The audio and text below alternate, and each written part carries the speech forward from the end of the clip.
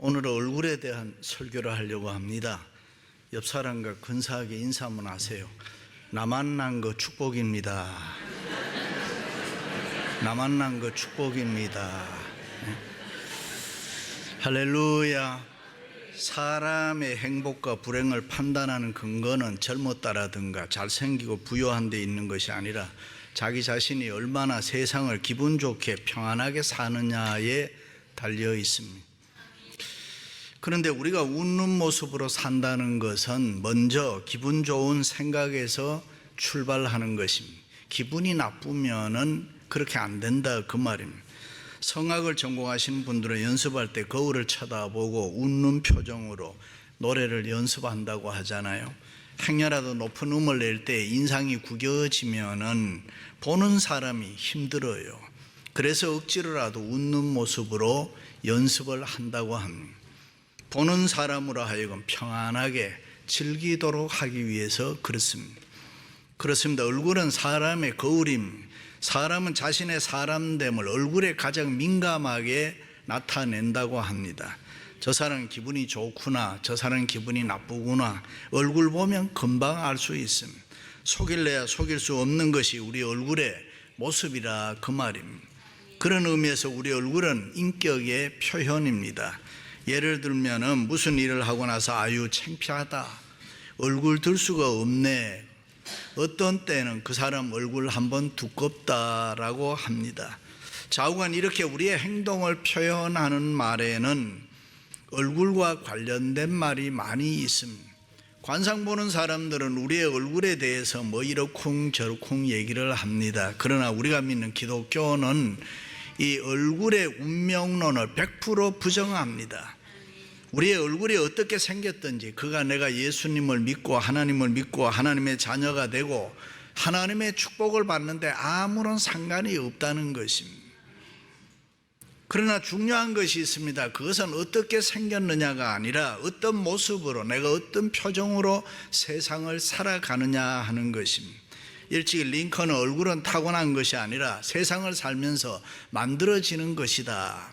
내 얼굴에 나타난 웃는 모습들은 수많은 고난과 시련을 극복한 내 신앙과 지혜의 모습이다. 그러므로 사람은 누구나 40이 넘으면 자기 얼굴에 대해서 책임을 져야 한다. 그렇습니다. 얼굴은 그의 인품의 빚어내는 최고의 예술이라고 합니다. 기쁘고 즐겁게 살면은 자연히 얼굴이 편안하고 웃는 모습이 됩니다. 슬프고 괴롭게 살면은 자기도 모르는 사이에 어둡고 힘든 얼굴의 모습을 가지게 됩니다. 항상 원망하고 불평하고 짜증스럽게 살면은 비판적으로 부정적으로 내 얼굴이 변해버리는 것입니다. 웃는 얘기로 돈 너무 좋아하면은 얼굴 색깔이 달러 색깔로 바뀐다 그러잖아요. 그러므로 우리들은 그러면 그렇지, 나는 하나님이 세상에 만든 최고의 걸작품이다. 나만큼 축복받은 사람이 있으면, 나만큼 은혜 받은 사람이 있으면 세상에 한번 나와봐라. 기쁨과 감사와 평안이 넘치는 웃는 모습으로 우리는 살아가야 될 줄로 믿습니다. 할렐루야. 오늘 전도하다가 잡혀온 스데반의 얼굴에 대해서 성경은 공회 중에 앉은 사람들이 다 스데반의 얼굴을 주목하여 보니 그 얼굴이 천사의 얼굴과 같더라. 얼마나 아름다운 모습이었으면 이렇게 표현했겠습니까? 오순절 성령 강림 후에 교회가 놀라운 기적과 이적이 일어나므로 수많은 사람들이 교회에 몰려왔습니다. 그래서 교회가 급성장하면서 사람들이 너무 많으니까 12명의 사도가 감당할 수가 없었습니다. 그래서 교회가 결정한 것은 따로 7명을 선발해서 사역 일부를 그들에게 전적으로 맡겨서 그 일을 감당하게 하는 것이었습니다. 그 뽑힌 사람들은 성령과 지혜가 충만하고 사람들에게 칭찬받는 사람들이다. 우리말 성경에는 집사라고 합니다만은 헬라 성경에는 집사라는 말이 없습니다. 7명 중에 1명이라고 되어 있습니다. 이들에게 주어진 일은 헬라어로 디아코니아, 여기 디아코니아라는 단어는 구제로 번역될 수도 있고 섬김으로 번역될 수도 있고 교회에서 하는 봉사, 모든 사역을, 교회에서 하는 사역을 총칭하는 말입니다. 이 디아코니아를 뜻하는 특별한 호칭이 있는데 바로 디아코노스라는 말입니다. 식사 때 옆에 서서 시중 두는 사람, 서빙하는 사람, 서버하는 사람을 말합니다. anyway, 스데반이라는 사람이 어떻게 세상을 살았고 어떤 모습으로 하나님을 믿고 하나님의 교회를 섬겼길래 공회에 붙잡혀 와서 신문을 당하면서도 사람들은 그런 볼 때에 저렇게 평안할 수가 있느냐, 천사의 얼굴과 같다고 했을까요? 지금 그는 법정에 붙잡혀 와서 율법을 거스렸다고 거짓 증언을 들으면서 중상모략으로 환난과 핍박을 받고 있습니다. 그런데 그의 얼굴이 천사의 얼굴과 같더라 했습니다. 그럼 스데반은 도대체 어떤 사람이기에 이렇게 중상모략을 받고 핍박과 고난과 고통을 당하면서도 천사의 얼굴과 같다는 모습으로 살았을까? 첫째는 스데반은 자기 책임을 다하는 사람입니다. 스데반에게 주어진 공식적인 책임은 교회 안에서 그냥 사도들을 돕는 일이다. 지금으로 말하면 집사와 같은 직분이라고 할 수가 있습니다. 사도들은 재정관계나 구제사역을 책임지고 할 수 있는 사람 7명을 뽑는데 그 중에 한 사람이 스데반입니다. 그런데 그는 그 책임을 성실하게 감당하고 모든 일을 은혜롭게 처리했다. 때로는 비판하는 사람도 있었습니다. 그러나 하나님을 사랑하고 교회에 충성하면서 사도들을 최선을 다해서 도우면서 은혜롭게 자기의 일을 감당했다. 그런데 문제가 생긴 것입니다. 이 책임을 수행하는 과정에서 오해받게 된 것입니다. 시기 질투하는 사람들이 중상모략에서 억울하게 체포돼서 법정에 지금 붙잡혀 와 있습니다. 기가 막히는 일입니다. 인간적으로 보면 원통하고 억울하고 있을 수 없는 일입니다. 스데반은 누구입니까? 그의 이름은 히브리어나 아람어가 아닙니다. 스데반이라는 말은 헬라어입니다. 우리가 추측할 수 있는 것은 스데반은 히브리파 유대인이 아니라 헬라파 유대인이라, 초대교회 두 부류 중에 헬라파 유대인이란 말은 외국에 나가 살다가 다시 들어온 사람들, 우리 2세 3세들처럼 어떤 이유로 이스라엘 밖에서 태어나서 그 나라에서 거기에서 자라나서 히브리어보다는 아람어보다가는 헬라어, 그 당시 세계 통용어인 코인의 그릭 헬라어를 사용하고 헬라 문화가 더 익숙했던 사람입니다. 그리고 언제 예루살렘으로 돌아와서 예루살렘 교회의 멤버가 되었는지는 모르겠지만 그는 이 복음의 핵심 예수 그리스도에 대해서 정확하게 꿰뚫고 있었다, 그렇게 증언합니다. 그래서 여러 해당에서 예수 그리스도 복음을 전하다가 유대인들, 정통 유대인들의 고소, 거짓 고소와 거짓 증언들로 말미암아 여기까지 붙잡혀 온 것입니다. 누명을 쓰게 된 거죠. 바로 신성모독죄라는 겁니다.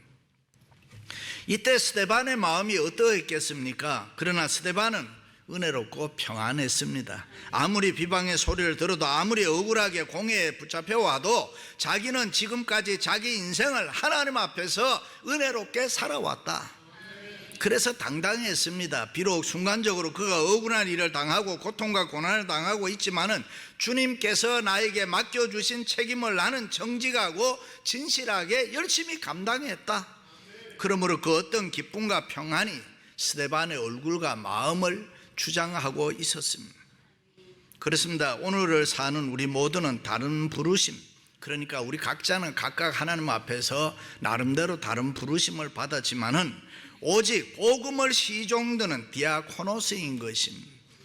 그러므로 우리가 하나님과 복음을 위해서 아무리 애쓴다고 할지라도, 교회를 위해서 아무리 힘쓴다고 할지라도 우리가 받을 영광은 아무것도 없습니다. 왜냐하면 우리는 주님의 종이기 때문입니다.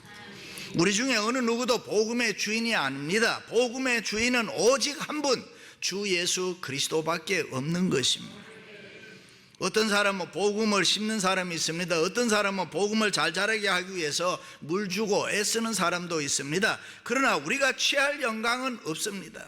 스데반은 누가 뭐라고 해도 자기는 하나님 앞에서, 교회 앞에서 이 섬김의 책임과 교회 밖에서의 전도의 책임을 자기는 가장 성실하게 책임 있게 감당했다. 그래서 그의 마음은 기쁨으로 충만했을 것이고, 내가 하나님의 일을, 내 맡겨준 일을 열심히 했기 때문에 천사의 얼굴과 같이 나타났을 것입니다. 할렐루야. 그렇습니다. 구원받은 성도에게 이 섬긴다는 것, 그리고 전도보다가 더 중요한 일은 없습니다. 그것은 전능하신 하나님께서 우리에게 맡겨주신 가장 거룩한 일이고 성스러운 일입니다. 그래서 스데반은 언제나 자기 인생은 하나님의 은혜로 산다는 것을 믿었습니다. 그래서 그에게는 힘든 일이 없었습니다. 고통과 고난이나 그런 것이 문제되지 않았습니다. 교회 안에서 큰 일, 작은 일 그런 것이 시비가 되지 않았습니다. 교회 일은 시시한 일이 없었습니다. 모두가 다 교회 일은 중요했습니다. 왜냐하면 주님의 일이기 때문에. 할렐루야. 우리가 그리스도인이 되었을 때 달라지는 것 중에 하나는 의식의 변화라는 겁니다. 예를 들면 우리가 예수 믿기 전에 하던 일을 예수 믿고 본 어게인 된 뒤에도 그 일을 똑같이 할 수 있습니다. 그러나 적어도 내가 그리스도 안에서 새 사람이 되어서 이제는 그 일을 한다면은 동기는 달라져야 되는 것입니다. 내가 지금 하는 이 일은 그저 어쩌다가 하는 일이 아니라 주님께서 나에게 맡겨주신 일이다, 그렇게 생각하고 해야 됩니다. 그것이 스데반의 생각이고 그것이 스데반의 책임감이고 그것이 스데반의 자부심이었습니다. 그렇습니다. 하나님은 내가 하는 일을 통해서 예수 그리스도의 이름이 높아지고 예수 그리스도의 이름이 증거되고 예수 그리스도의 영광이 이 땅에 나타나기를 원합니다. 그런데 그 모든 일은 하나님의 은혜로만 할 수 있기 때문에 스데반은 그것을 믿었기 때문에 하나님의 은혜 위주로 살았습니다. 그래서 그는 언제나 기뻤습니다. 그는 언제나 즐거웠습니다. 하나님의 은혜로 하니까 안 되는 일이 없었습니다. 하나님의 은혜로 감당하니까 모든 일이 다 기쁘고 즐겁고. 할렐루야. 그렇다면 우리의 모습은, 우리의 삶의 스타일은 달라져야 되잖아요. 하나님의 자녀답게 우리도 살아야 되잖아요. 그 가장 기본이 뭐냐면 하나님의 은혜로 사는 거예요. 오늘 또 우리가 신앙생활을 시원하게 하지 못하고 교회 나올 때마다 언짢은 게 있고 아직도 내 마음에 못 이룬 소원이 있어서 답답해하고 있지는 않습니까? 하나님 앞에서 은혜의 삶을 살지 않아서 그렇습니다. 내가 가는 길, 우리 가정, 직장, 사업, 우리 교회를 하나님이 어떻게 간섭하시고 다루시며 은혜로 역사하시는가를 우리가 잘 모르기 때문에, 우리가 얼마나 복받은 사람이고 우리가 얼마나 축복받은 사람인지를 잘 모르기 때문에 아직도 아픔이 있고 고통이 있고 원망과 불평과 낙심과 좌절이 우리에게 있는 것입니다. 그렇습니다. 우리는 하나님 때문에 은혜로운 삶을 살아야 될 줄로 믿습니다. 할렐루야. 사람 관계도 은혜로 해야 되고 사업도 은혜로 해야 되고 교회 섬기는 것도 하나님의 은혜 속에서 답을 찾아야 되고. 그러므로 세상 살 때 너무 따지며 살지 마세요. 너무 빡빡하게 살지 마세요. 너무 피곤하게 살지 마세요. 그저 하나님의 은혜로 사시기를 바랍니다. 지금까지 지내온 거 주의 크신 은혜일세. 믿으시면 아멘. 그래서 아이들을 볼 때도 은혜로 사는 사람은 조건이 없습니다. 속상해할 것도 없어요. 그저 하나님의 은혜를 주시면 잘 됐다. 은혜로 사는 사람은 지금까지 하나님의 은혜를 받은 것이 사실일진데 앞으로도 내가 하나님의 은혜로 살 것을 믿기 때문에 마음이 평안합니다. 웃음으로 살아가는 것입니다. 할렐루야. 두 번째, 스데반은 하나님께 순종하는 사람이었습니다. 스데반이 지혜와 성령으로 말함을 그들이 능히 당하지 못하여. 스데반의 입에는 성령이 충만해서 하나님의 말씀이 막 쏟아져 나왔다. 그의 말에는 성령의 능력과 권세가 있었다. 그런데 스데반이 죽음을 앞에 두고 있을 때 누가복음에 누가는 이렇게 표현합니다. 스데반이 성령 충만하여 하늘을 우러러 주목하여 하나님과 예수 그리스도를 바라보았다. 할렐루야. 그렇습니다. 내가 지금 어떤 상황과 환경에 있는 것보다 훨씬 중요한 것은 지금 우리가 무엇을 바라보고 사느냐, 내가 지금 무엇을 바라보고 있느냐에 따라서 내 모습이 달라지는 것입니다. 지금 스데반이 그 두려운 사내들인을 보았다면 두렵고 떨었겠지요. 그 무서운 법정에 붙잡혀 와 있으니까요. 겁나고 위축되었겠지요. 그러나 스데반은 하늘을 우러러 하나님을 바라본 것입니다. 그때에 시내산에서 내려올 때 광채로 가득했던 모세의 모습이 이 스데반에게 나타났다. 그래서 하나님이 스데반을 마치 변호하는 것 같습니다. 스데반 그런 사람 아니야. 스데반은 율법을 어긴 적이 없어. 마치 모세 같았어. 그런 스데반의 모습을 사람들이 보았다 그랬습니다. 지금 스데반이 잡혀온 사내들인 공회는 아무나 참석할 수 있는 게 아니잖아요. 힘이 있다고 돈이 있다고 권력이 있다고 뭐 거기에 참석할 수 있느냐, 그런 곳 아닙니다. 이 사내들인 공회는 온 이스라엘 가운데 오직 70명, 제사장 가운데서 24명, 그 다음에는 이 장로 중에서 24명, 서기관 중에서 22명, 그래서 70명만 참석할 수 있는 그 당시 이스라엘의 최고의 의결기관, 법정입니다. 무서운 곳입니다. 그런데 거기서 스데반은 성령 충만하여 하늘을 우러러 보았다. 그러니까 그 환경과 분위기가 더 이상 스데반을 짓누르지는 못했다. 이것이 진리입니다. 사실보다 진리가 더 중요한 것입니다. 그렇습니다. 우리가 어떤 일을 할 때 우리 혼자서 책임을 감당한다면 무슨 일이든지 그것은 참으로 어렵고 힘이 듭니다. 이 세상이 쉬운 일 없잖아요. 세상살이가 만만합니까? 특히 이민자의 삶은 더욱 그렇습니다. 그러나 우리가 하나님 앞에 하나님의 말씀에 전적으로 순종할 때는 모든 일을 감당할 수 있는 하나님의 능력과 은혜를 하나님이 주신다. 오늘 또 성령께서는 하나님 앞에 순종하는 사람들이 이 하나님의 일을 감당할 수 있도록, 수행할 수 있도록 그들의 삶을 간섭하시고 주장하시고 필요한 능력을 주시고 은혜를 베풀어 주실 줄로 믿습니다. 할렐루야. 영어로 책임이라는 말이 responsibility입니다. 이 단어는 두 개의 단어, 즉 response라는 단어와 ability라는 능력이라는 단어의 합성어예요. 다시 말해 우리가 하나님의 말씀에 순종하고 올바르게 응답될 때에 그 명령을 수행할 수 있는 능력을 하나님이 우리에게 주신다. 믿으시면 아멘. 그렇습니다. 성령의 능력은 순종하는 사람들에게만 주어지는 것입니다. 성령님은 순종하는 사람을 어떻게 하더라 도와주십니다. 스데반이 하나님이 맡겨주신 일을 마땅히 감당해야겠다는 그런 부르심에 순종했을 때에 성령님께서 그와 함께 해주시고 스데반을 붙잡아 주시고 인도해 주셨던 것입니다. 참으로 우리 한 사람 한 사람이 하나님의 거룩한 영에 붙들림 받았을 때에 성령 충만하게 나타나는 모습이 뭐냐? 순종입니다. 그 순종이 있을 때 은혜와 권능이 우리에게 뒤따라오는 것입니다. 그럴 때 저절로 천사의 얼굴이 되는 거예요. 힘과 능력이 있으니까요. 그렇습니다. 사람은 누구나 잘 살기를 원합니다. 행복하기를 원합니다. 형통하고 성공하기를 원합니다. 그런데 그 모든 일들이 내 마음대로 잘 안 되잖아요. 모든 인생은 하나님이 도와주셔야 된단 말이죠. 하나님의 도움은 그저 주어지는 것이 아니라 우리가 하나님의 말씀에 순종할 때에 은혜로 역사하는 것이다. 잘나고 못나고 없습니다. 있다 없다가 문제가 아닙니다. 우리가 하나님 말씀에 순종하는 삶을 살면은 갭이 없습니다. 모자람이 없습니다. 부족하지 않습니다. 힘들지 않습니다. 어렵지 않습니다. 하나님이 은혜를 주시기 때문입니다. 할렐루야. 마지막으로는 남을 용서할 줄 아는 사람이었습니다. 스데반이 돌에 맞아 죽어가면서 드린 기도가 주여 이 죄를 저들에게 돌리지 마옵소서. 그들을 향한 조건 없는 용서를 선포하고 있습니다. 이 세상에서 미움처럼 강렬한 힘은 없다 그래요. 어떤 학자는 미움의 원리를 집중의 원리라 그렇게 합니다. 그래서 사람들은 자기 생각을 지배하고 있는 사람을 닮아간다. 심리학자들은 이 말을 적대자와의 동일시 현상이라 그렇게 합니다. 미워하면서 닮아간다는 거지. 지금 스데반은 얼마나 억울합니까? 시기, 질투, 중상, 모략을 받았습니다. 그러나 스데반은 자기를 미워하는 사람들을 보지 않았다. 언제나 주님 바라보았다.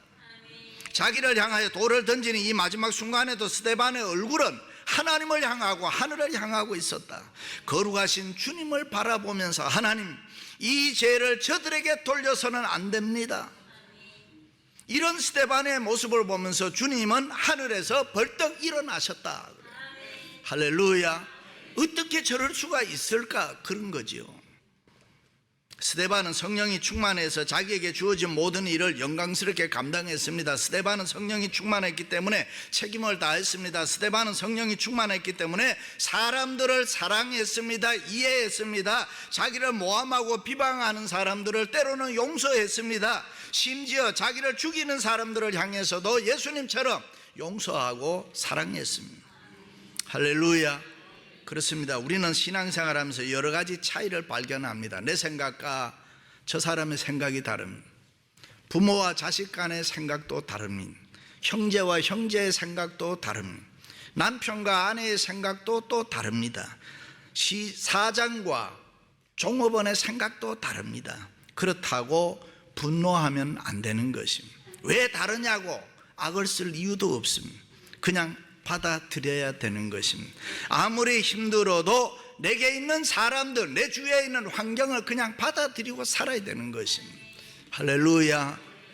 어떤 젊은이가 사업을 하다가 사기를 당해서 망했는데 엎친 데 덮친 격으로 와이프가 도망을 가버렸습니다. 홈레스가 돼서 이 식당 저 식당 돌아다니면서 얻어먹고 사는데 가는 곳마다 쫓겨나고 세상에 대해서 분노가 폭발할 지경이었다.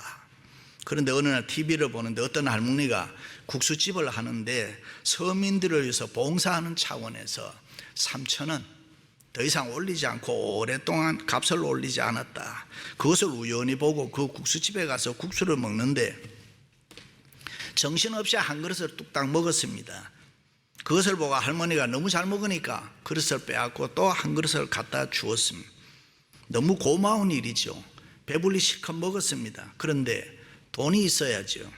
순간 막 뛰어서 도망을 가는데 주인 할머니가 젊은이 넘어지면 다쳐. 천천히 가. 괜찮아. 그 소리를 뒤에서 듣고 세상을 향한 울분과 분노가 다 없어지고 새롭게 세상을 행복하게 잘 살았다는 것입니다. 할렐루야. 이 이야기는 교회 안에서 우리 성도들 사이에 있어야 되는 얘기 아닙니까? 우리의 의식 가운데 용서가 없습니다. 은연중에 차별과 편견이 내 마음을 자리 잡고 있습니다. 빈부 간에 세대 간에 계층 간의 차별의식이 팽배져 있지는 않습니까? 심지어 교회 안에서도 내 편이냐 너 편이냐 먼저 선을 긋는 분들이 있습니다. 거기에 따라서 내 얼굴 모습이 달라지죠. 내 편은 얼굴이 웃음으로 대하고 내 편이 아는 사람은 굳어져 버리고.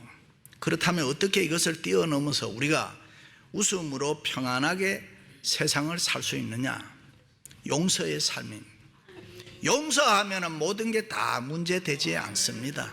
용서하면 우리 다 평안하게 볼 수가 있습니다.